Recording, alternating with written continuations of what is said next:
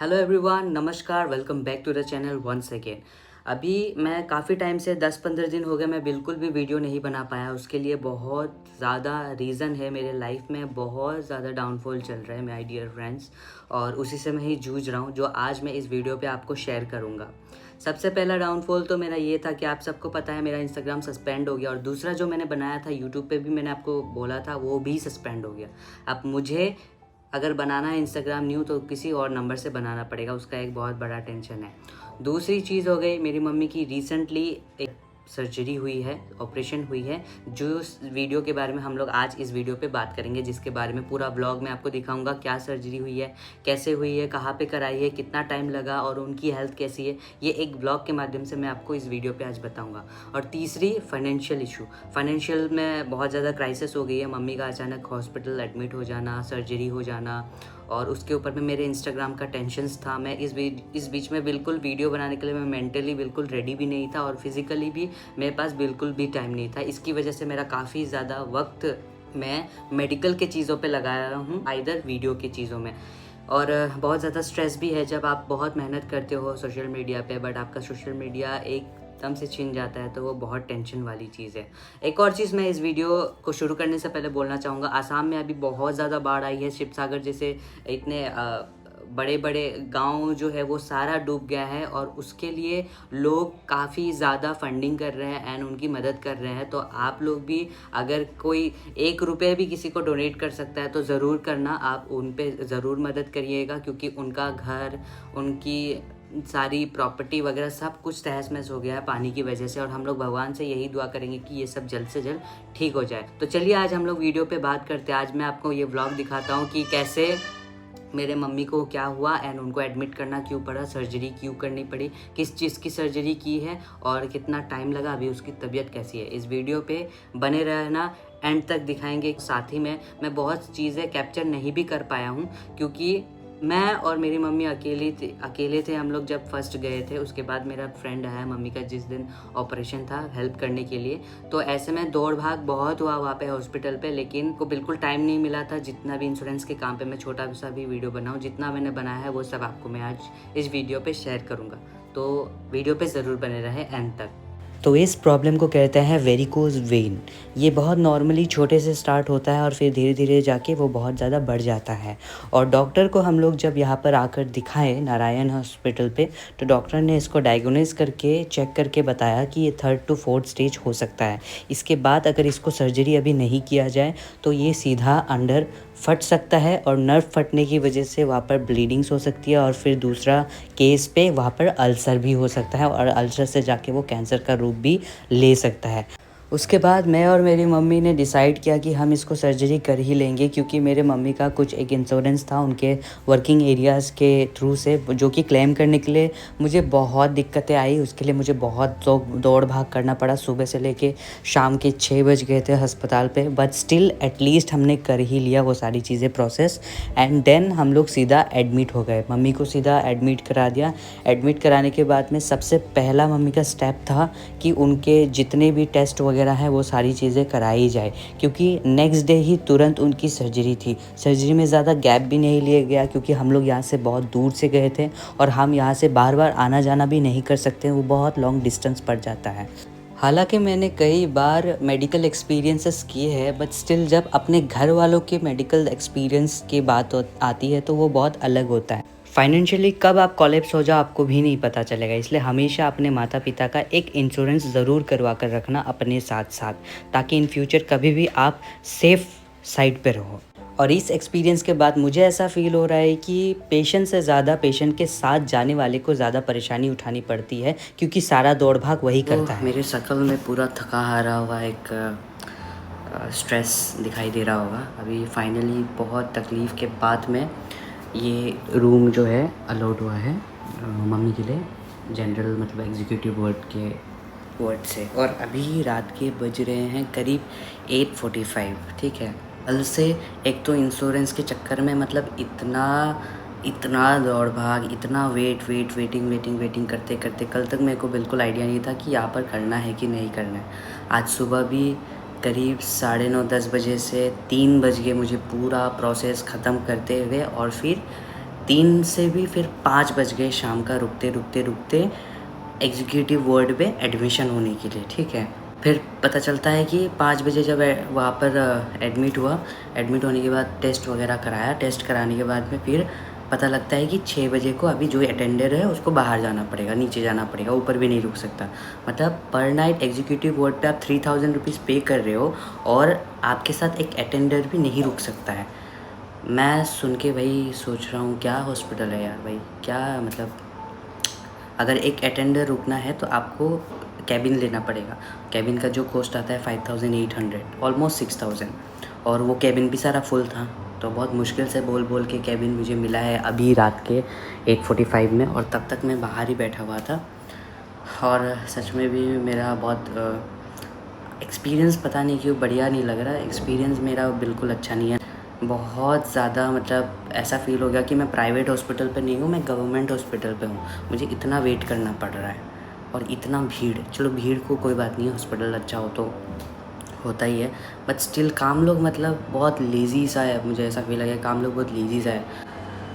खैर मैं अभी जस्ट धो लेता हूँ, मुँह हाथ थोड़ा फ्रेश हो लेता हूँ, और मम्मी का कल सर्जरी है। आपको दिखाते रहूँगा आगे जितना भी मैं कैप्चर कर पाऊँ। मैं इस कल से जो भी प्रोसेस किया हूँ उसके दौरान मैं कुछ भी मैं वीडियो नहीं बना पाया। इंश्योरेंस की वजह से भी जो अप्लाई करना था उसमें भी मुझे बहुत दिक्कत आया। ऐसा फील हो गया कि मुझे साला इंश्योरेंस ही नहीं करवाना। ठीक है।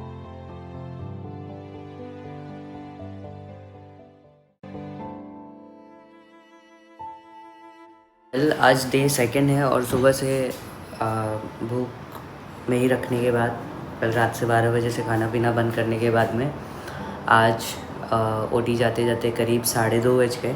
2:30 बजे मैं अभी ओटी से बाहर छोड़ के आया हूँ उनको।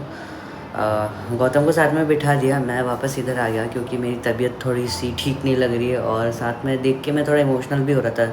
जितना भी हो यार, थोड़ा सा अजीब सा तो फील होता है, तो अजीब सा डर लगना या पता नहीं कुछ अलग सा इमोशनल सा वो मोमेंट सा फील हो गया है, तो इसीलिए मैं रूम पे भी आ गया हूँ। और तबीयत भी ठीक नहीं है। ओटी से जितने बजे निकलते फिर देखेंगे जाके।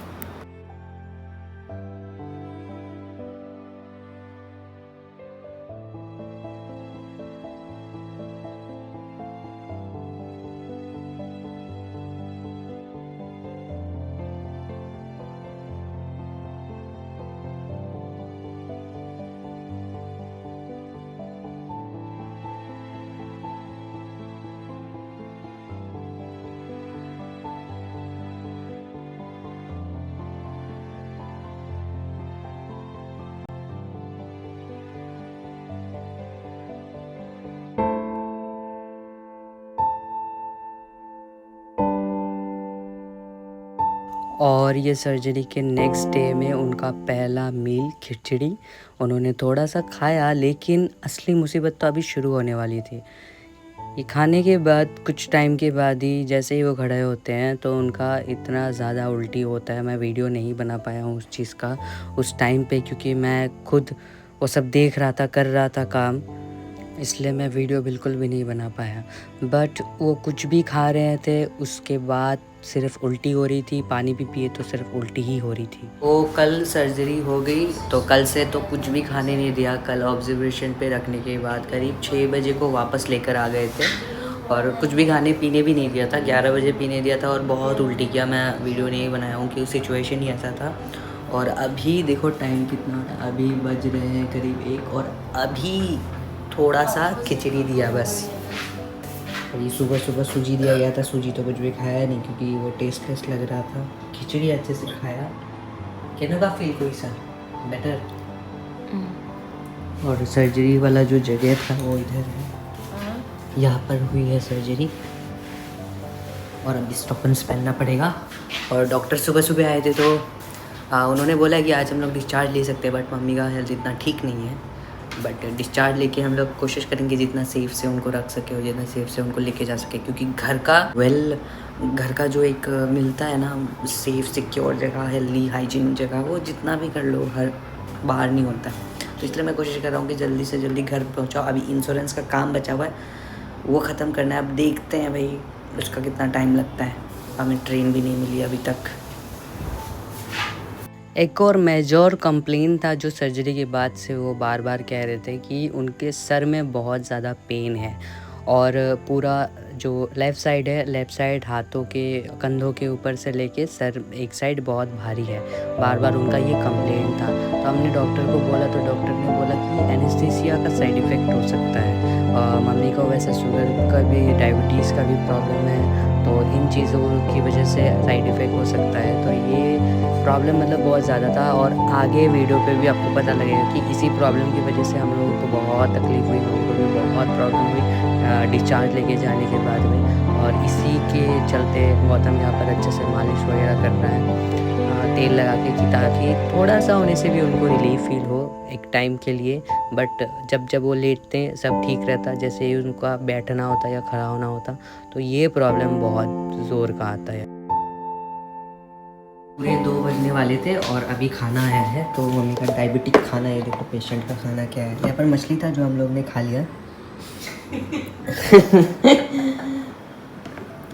और यहाँ पर खिचड़ी है, वहाँ पर डायबिटिक खीर है। डायबिटिक खीर मतलब बिना चीनी का, और दाल, और ये पता नहीं क्या क्या है, चम्मच भी है। ठीक ही है, इतना बुरा नहीं है। ऐसे सिचुएशन पे जहाँ पर हमारे साथ कोई भी नहीं था और आप बहुत एक क्रिटिकल कंडीशन पे होते हो, तो पता लगता है कि लाइफ में आपको कौन कितना वैल्यू करता है। इस पॉइंट पे मुझे बहुत ऐसा फ़ील हुआ कि इस टाइम पे आपको किसने कितना याद किया। और ये समय मेरे लिए ऐसा था कि जैसे मेरे एक घर के मुख्य मतलब हमारी माँ एक एडमिट है, तो उनके लिए कौन कौन खड़ा है इस टाइम पे। और बहुत से लोग ऐसे भी मिले मुझे जिन लोगों ने, जो नहीं आ सकते हैं, उन्होंने कॉल किया, मैसेज किया, खबर लिया, और जो आ सकते थे उन्होंने आया। उन सब के लिए मैं बहुत धन्यवाद करता हूँ। और सबसे ज़्यादा धन्यवाद करता हूँ मैं मेरे दोस्त को, जो उस पॉइंट पे रात दिन एक करके मेरे साथ डटा रहा, खड़ा रहा, मदद करता रहा।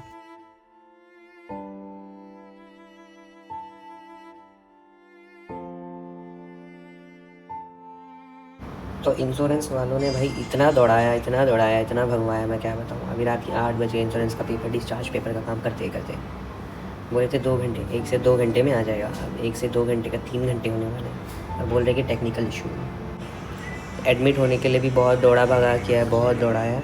और अभी क्लेम के टाइम पे भी बहुत दौड़ा भगा हुआ भी है, तो कितना हुआ। सारी चीज़ें ख़त्म करके लास्ट में रात के 8:30 बजे हमें डिस्चार्ज का सब कुछ मिल गया था।